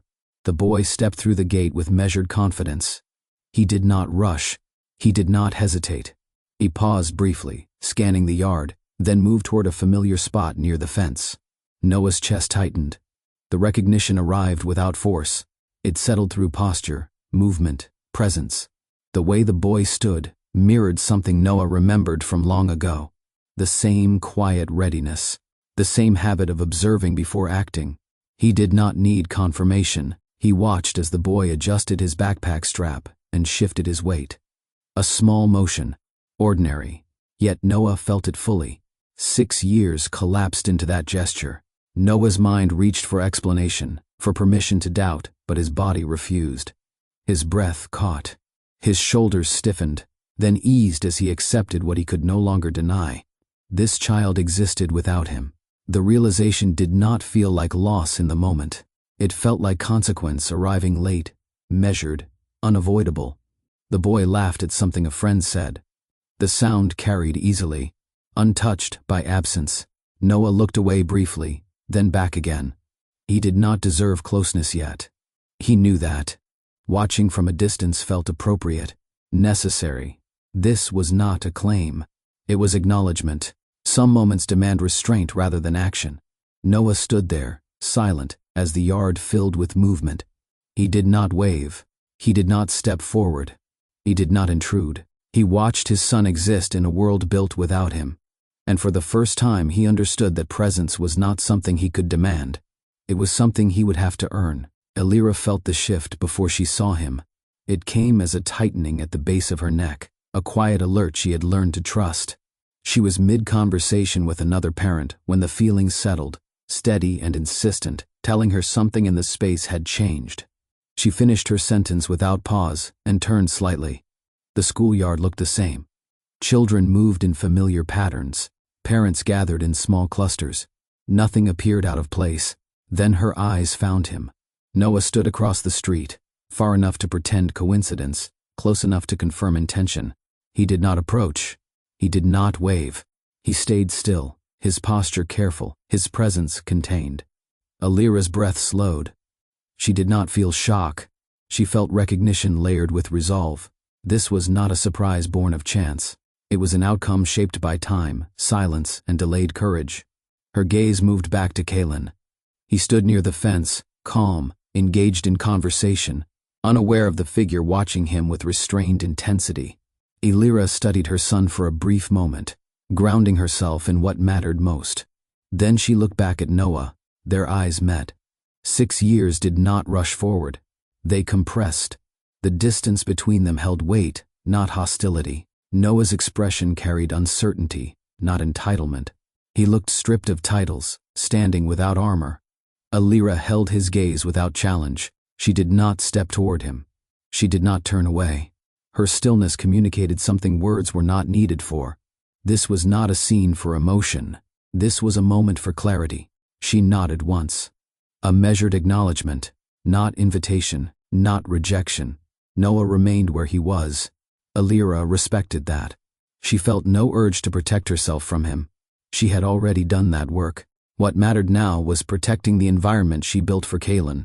Any change to that structure would be deliberate. The bell rang. Children shifted. Parents moved forward. Alira placed herself naturally between Noah and her son's path without dramatizing the act. Her body language stayed relaxed. Her focus stayed on Kalen. She knelt to adjust his jacket, spoke softly, smiled. Normalcy held. Only when Kalen moved ahead with friends did Alira straighten and face Noah fully. Her expression remained calm. Her voice, when she spoke, stayed low. "You can't approach him," she said. "Not yet." No accusation, no explanation, just boundary. Access, she understood, required consent built on trust, not discovery, not regret. She waited for Noah's response, steady in the space she claimed. Noah crossed the street only after Alira turned fully toward him. He moved slowly, as if any sudden step might fracture what little permission existed in the space between them. When he stopped a few feet away, he did not reach out. He did not attempt familiarity. He stood with his hands visible, his posture open, stripped of certainty. "Alira," he said. Her name sounded careful, almost tentative. Not the way he once spoke it. This time it carried restraint. She studied him without urgency. Time had changed him, but not in the way success often promised. The sharp edges of confidence were dulled. The ease he once carried had been replaced by something quieter. He looked older, not in years, but in weight. "You found us," she said. The words held no accusation. They stated fact. "Yes," Noah replied. His voice stayed steady, though his jaw tightened slightly. "I didn't know. I swear I didn't know." Alira did not answer immediately. She watched his face closely. Not for performance, for alignment. She had learned long ago that regret could speak fluently. Accountability moved differently. "You didn't ask," she said at last. The truth landed without force. Noah inhaled, then released the breath slowly. He nodded once. "You're right," he said. "I didn't." Silence settled between them. Not heavy, honest. Noah glanced toward the yard, then back at Alira. "I want to know him," he said. "I want to do this the right way." Alira folded her arms, not defensively, but with clarity. "This isn't about what you want," she said. "It's about what he needs." Noah accepted that without protest. "I understand," he replied. That response mattered more than apology. They stood there, two people bound by history, now separated by responsibility. There was no rush to resolve anything, no attempt to compress years into minutes. This was not reconciliation. It was recognition. Alira understood that reunion did not require warmth. It required truth and restraint. Noah understood that showing up did not grant access. The past had already spoken. What mattered now was what followed.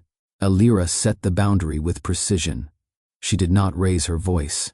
She did not soften her words.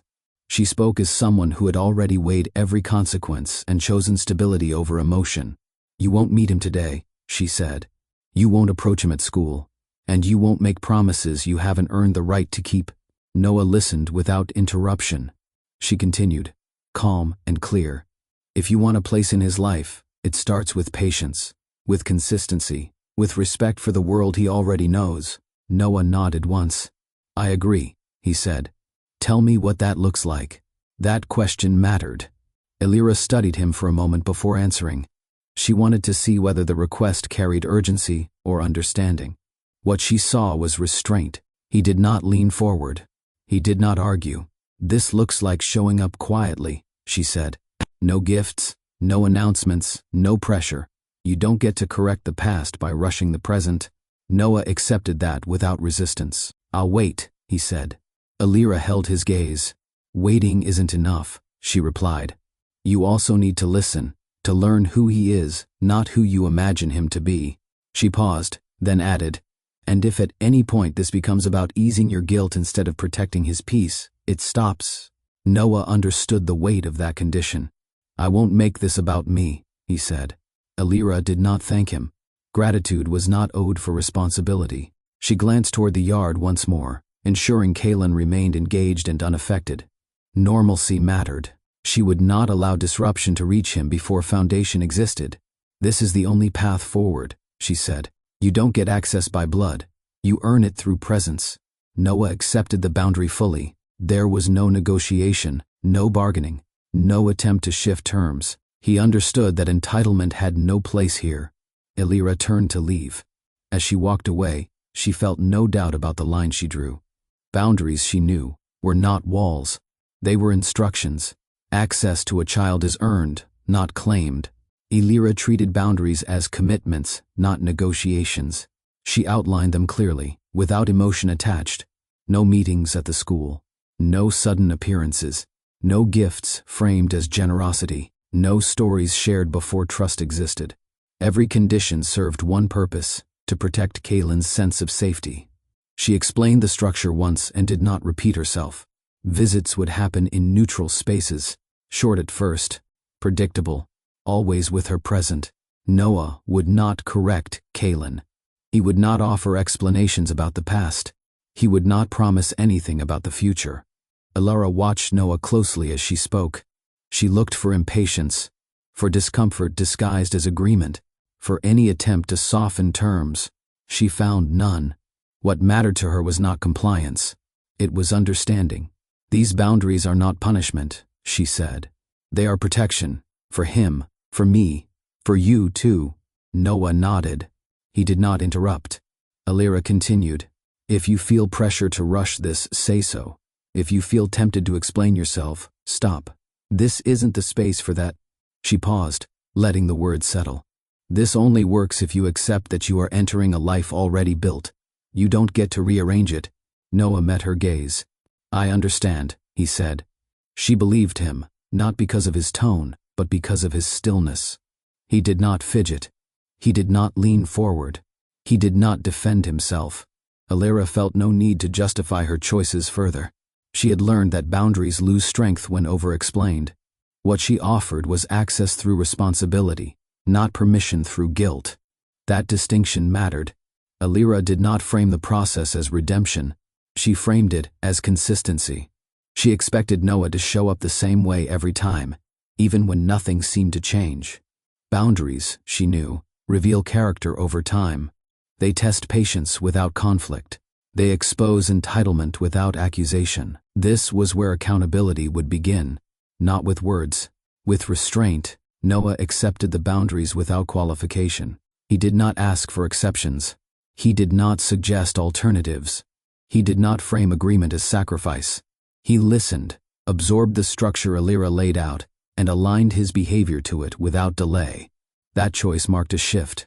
In the past, Noah responded to limits by negotiating. He searched for efficiencies. He looked for ways to move faster. This time, he did none of that. He understood that speed would signal entitlement, not care. I'll follow your lead, he said. The words mattered less than what followed. He showed up when agreed upon. He arrived early and waited without announcing himself. He left when time ended, even when conversation felt unfinished. He did not linger. He did not push for more. Elira noticed. When schedules changed, Noah adapted without complaint. When visits were shortened, he accepted the adjustment. When Elira corrected a small behavior, he thanked her and adjusted immediately. There was no defensiveness. That restraint carried weight. It showed he was not there to reclaim control. He was there to learn how to exist in a role he had not earned yet. Noah did not speak about regret unless asked. He did not share stories that centered his feelings. He did not seek reassurance that his effort was noticed. He allowed progress to be slow. This patience cost him something. He felt the urge to explain. He wanted to be understood. He wanted to clarify the past.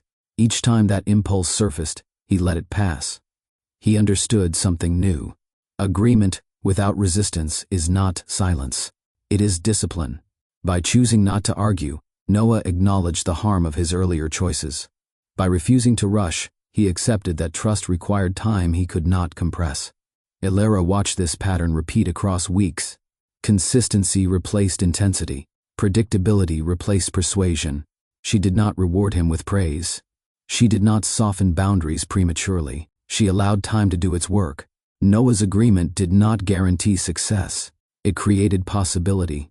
Accountability, Elara believed, was not proven through grand gestures.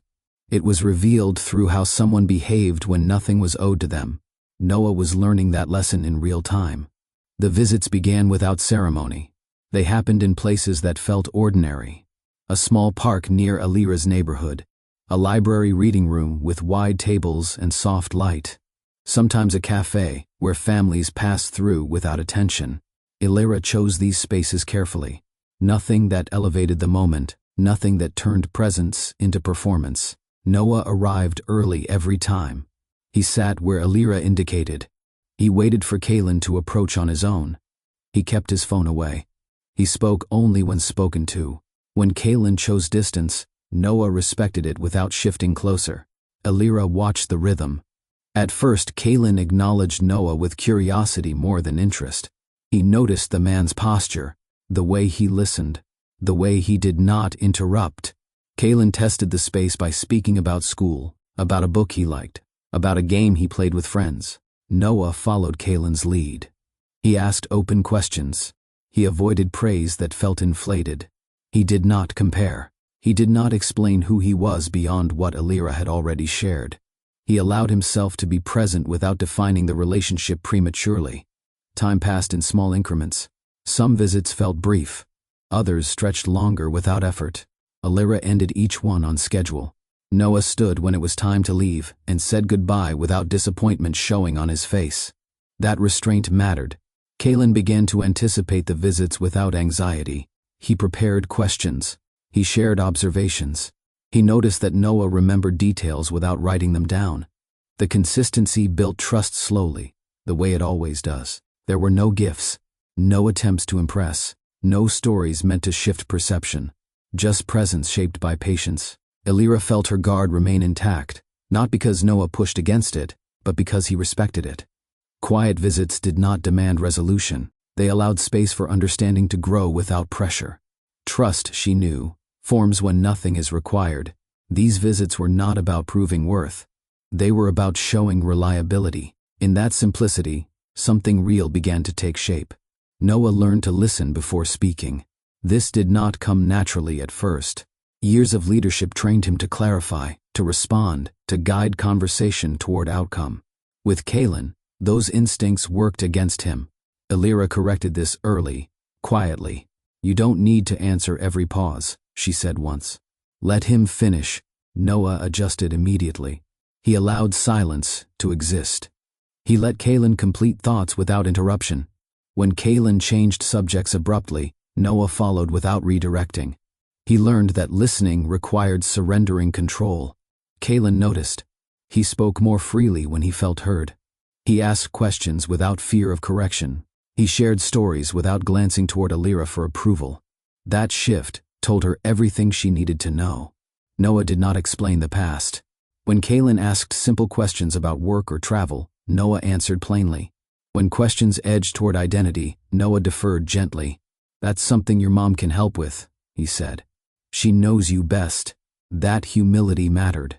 Noah understood that explanations often center the speaker. Listening centers the child.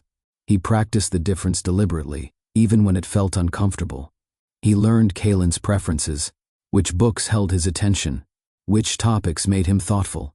Which jokes landed? He remembered details without repeating them back for validation. Listening reshaped Noah's understanding of accountability. It was not about confession. It was about presence without agenda. Elira observed how Noah's posture changed over time. He leaned in less. He relaxed his shoulders. He allowed moments to pass without filling them. That calm influenced the space. Kaylin responded with ease. Listening built a bridge without demanding crossing. It allowed Kaylin to decide how close he wanted to stand. It allowed trust to grow without pressure. Noah learned that words could wait. Understanding could not. By choosing listening over explaining, he showed respect for a life already in motion. He accepted that his role for now was to witness rather than define. Change appeared quietly. It did not announce itself with milestones or declarations. It showed up in patterns, in how Noah arrived prepared without expectation, in how he left without protest, in how Kaylin began to include him naturally in conversation. Elira noticed the shift first. Noah no longer watched the clock with tension. He no longer searched Elira's face for signs of approval. He focused on the present moment and allowed outcomes to unfold on their own. That release marked growth. Entitlement had no place here. Noah understood that access did not equal ownership. Presence did not equal permission. Every step forward depended on continued restraint. Kaylin sensed the difference. He began to ask Noah questions directly, not to test, to connect. He shared small victories and disappointments without filtering. He trusted that his words would be received without pressure. That trust mattered more than progress. Elira maintained boundaries without apology. She adjusted only when behavior earned it. She remained consistent, even when it felt easier to soften. She understood that structure protected everyone involved. Accountability revealed itself through repetition. Noah showed up again and again without demanding outcome. He listened more than he spoke. He accepted correction without defensiveness. He allowed time to do what effort could not force. Change began where entitlement ended. This chapter carries a question worth answering honestly. What does accountability look like in love and parenting? Is it apology alone, or behavior repeated over time? If you believe accountability shows through patience, consistency, and respect, like this video. Drop a comment and share your thoughts. Subscribe for stories grounded in dignity, growth, and real consequences. Elira chose the moment carefully. She did not bring it up after a visit. She did not frame it as a reaction to Noah's presence. She waited for an evening when Kaylin felt settled, when routine held the space steady. They sat at the kitchen table after dinner. The dishes were washed. The room felt calm. Elira poured tea and waited until Kaylin finished describing his day. Then she spoke. "There's something I want to explain," she said. Kaylin looked up, attentive but relaxed. He trusted her tone. "You know the man you've been spending time with," Elira continued. "His name is Noah. He helped bring you into the world." She paused, watching his face for reaction. "He isn't here to take over your life," she said. "He isn't here to change what we've built. He's here because he's learning how to be present." Kaylin listened without interruption. Elira kept her words measured. She did not elevate Noah's role. She did not minimize it either. She framed it accurately. Without emotion she could not sustain. "He made choices before you were born," she said. "Some of those choices meant he wasn't ready then. What matters now is how he shows up." Kaylin considered this quietly. Elira leaned forward slightly. "You don't owe him anything," she added. "You don't have to feel close. You don't have to decide anything right now." That reassurance mattered. She wanted Kaylin to understand one thing above all else. This information did not come with expectation. It came with freedom. "Your life doesn't change unless you want it to," she said. "And I'll always be here to keep it steady." Kaylin nodded slowly. Elira did not ask how he felt. She did not rush to process emotion that had not yet arrived. She trusted that understanding could unfold at its own pace.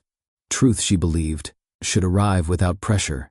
This explanation was not a transfer of responsibility. It was an invitation to clarity. Elira remained present, calm, grounded. She did not shift the balance of their relationship. She protected it. Some truths do not need emphasis. They need safety. Kaylin did not react immediately. He stared at the surface of the table for a moment, tracing a small mark with his finger. His posture stayed relaxed. His breathing remained steady. Alira watched without interference. "I thought he looked like me," Kaylin said at last. The statement carried no shock, just observation. Alira nodded. "You're very observant," she said. Kaylin leaned back in his chair. "He listens," he added. "He doesn't talk a lot." That detail surprised Alira more than anything else. Kaylin noticed behavior before labels. He paid attention to presence rather than titles. The way Noah waited. The way he followed Kaylin's lead. The way he remembered small details. "He doesn't try to tell me what to do," Kaylin continued. "He just asks questions." Alira felt a quiet shift. Kaylin was forming his own understanding, separate from history. He was not reacting to absence. He was responding to behavior in the present. "I don't feel weird around him," Kaylin said. "I just don't know him yet." "That makes sense," Alira replied. She did not interpret. She did not guide him toward comfort or distance. She allowed his words to stand on their own. Kaylin looked at her. "Does that mean I have to see him all the time now?" "No," Alira said gently. "It means you get to decide how much space you want, over time." Kaylin seemed relieved. He nodded again, then stood and carried his plate to the sink. The conversation ended without ceremony. He moved on to homework, then reading, then bed. Later that night, Alira reflected on the exchange. Kaylin did not carry confusion. He carried awareness. That difference mattered. He was not overwhelmed by truth. He was empowered by honesty delivered with care. He understood that relationships could grow without demand, and distance could exist without harm. Children, Alira knew, often see clearly when adults do not cloud the space with emotion. Kaylin did not rush to define Noah. He allowed the role to remain open. Observation came first. Meaning would follow. The next visit unfolded quietly. They met at the same park. Same bench. Same pace. Alira stayed close, but did not hover. Kaylin approached Noah on his own, holding a book he wanted to show him. Noah listened. After a few minutes, Kaylin looked up. "My mom said you helped make me," he said. Noah did not flinch. He took a slow breath and nodded. "That's true," he said. Kaylin waited. "I wasn't ready back then," Noah continued. "That was my responsibility, not yours." He did not explain further. He did not justify. He did not frame himself as misunderstood. Kaylin studied his face. "Are you ready now?" he asked. Noah met his gaze. "I'm learning," he said, "and I'm going to keep learning. Whether or not you decide to let me closer," that answer mattered. It placed choice where it belonged, with the child, not with the adult seeking comfort. Kaylin considered this. "Okay," he said, then returned to his book. The moment passed without drama. Alira felt something settle inside her chest. Noah did not seize the opportunity to redefine himself. He accepted the role as it existed. Limited, conditional, uncertain. That honesty created space. Noah did not ask Kaylin to forgive. He did not request understanding. He did not promise change beyond what he could deliver. He stayed present. That restraint communicated more than explanation ever could. It showed respect for Kaylin's process. It showed acceptance of consequence. Truth spoken calmly did not overwhelm the moment. It grounded it. Alira recognized the significance of what she witnessed. Noah responded to truth without centering himself. That behavior aligned with the boundaries she set. It confirmed that accountability had taken root. This was not reconciliation. It was responsibility meeting opportunity. Nothing changed all at once. There was no emotional turning point, no declaration, no shift in roles that demanded adjustment. Life continued with the same rhythm, now carrying a subtle difference. Kaylin began to greet Noah more easily. He shared small stories without prompting. He asked questions about books, about places Noah traveled, about how things worked. Noah answered simply. He never expanded the conversation beyond what Kaylin offered. He remained consistent, reliable, calm. Alira observed without interference. She did not rush the process. She did not label progress. She allowed each moment to stand on its own. This was not a reunion. It was an opening. A door cracked just enough to allow light through. not wide enough to invite assumption. Noah understood that clearly. He did not step forward uninvited. He did not treat access as momentum. Alira maintained boundaries without softening them prematurely. She adjusted only when behavior earned it. Trust grew in increments, not leaps. Kalen remained centered. He did not feel torn. He did not feel pressured. He moved forward with confidence because nothing demanded urgency from him. Second chances, Alira reflected, were not promises. They were opportunities shaped by behavior over time. Noah accepted this fully. He did not ask when things would change. He focused on how he showed up now. That choice kept the space honest. The door remained open, not because forgiveness arrived, but because responsibility stayed present. The future did not require certainty. It required consistency. This chapter closed without resolution by design. Because real healing does not rush toward endings. It allows possibility to exist without pressure. Second chances are invitations, not guarantees.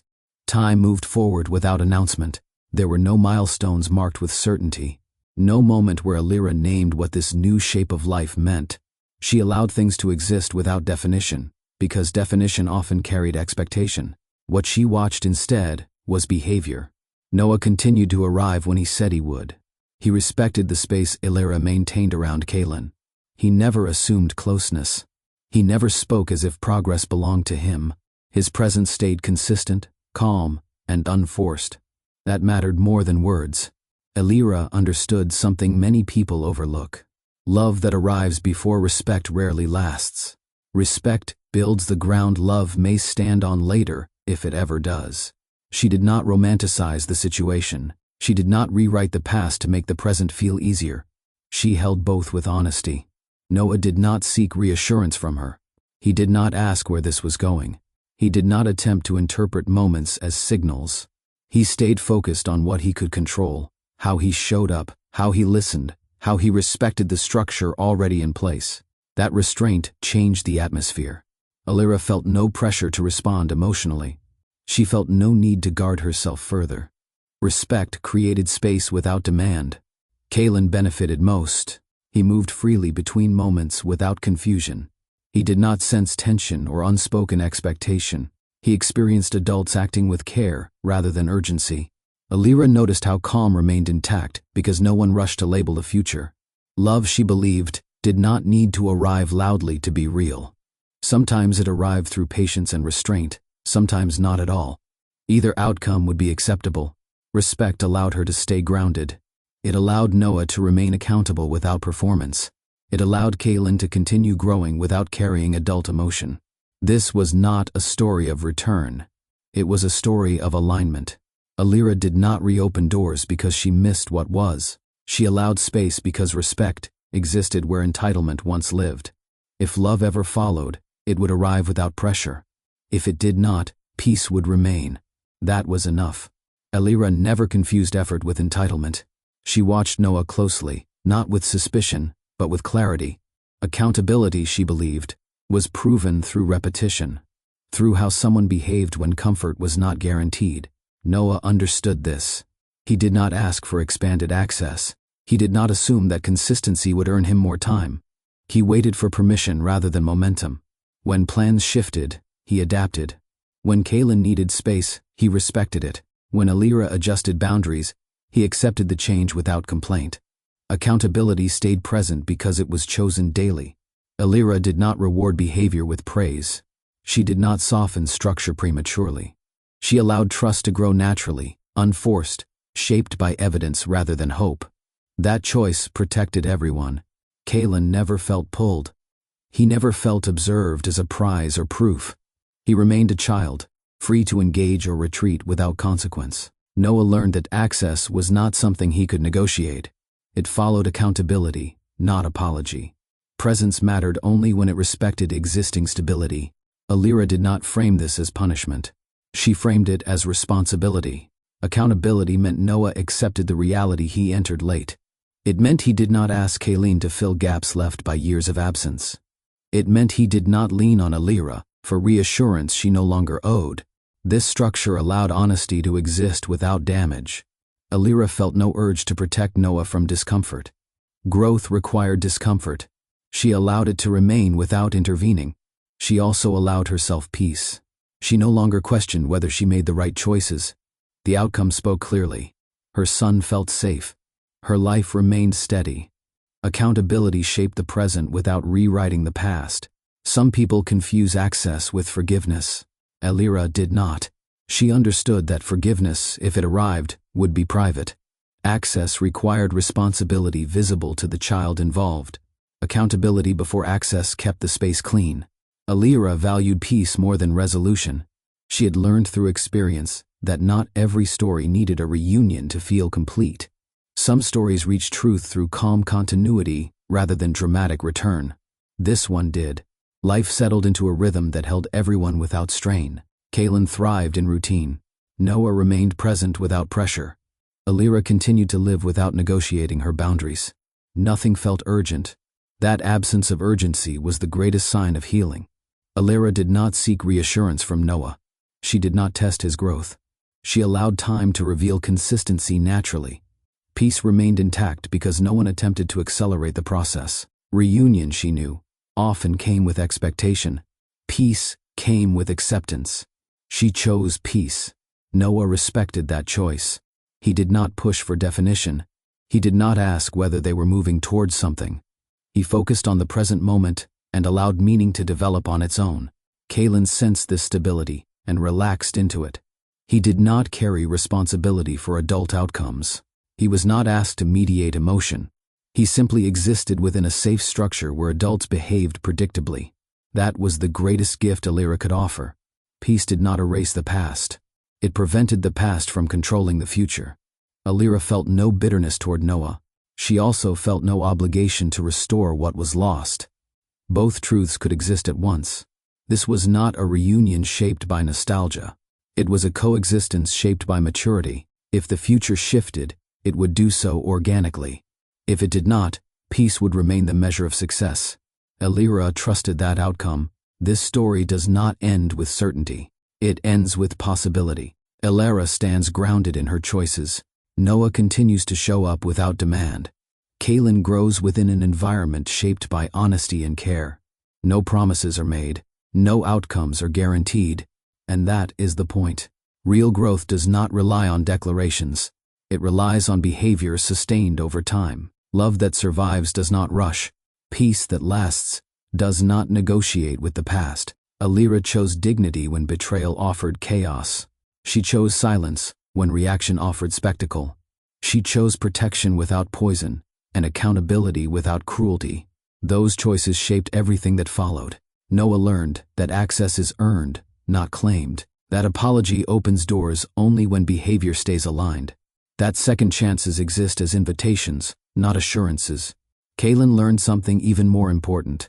He learned that his worth was never tied to absence. That adults are responsible for their choices. That love can exist without pressure.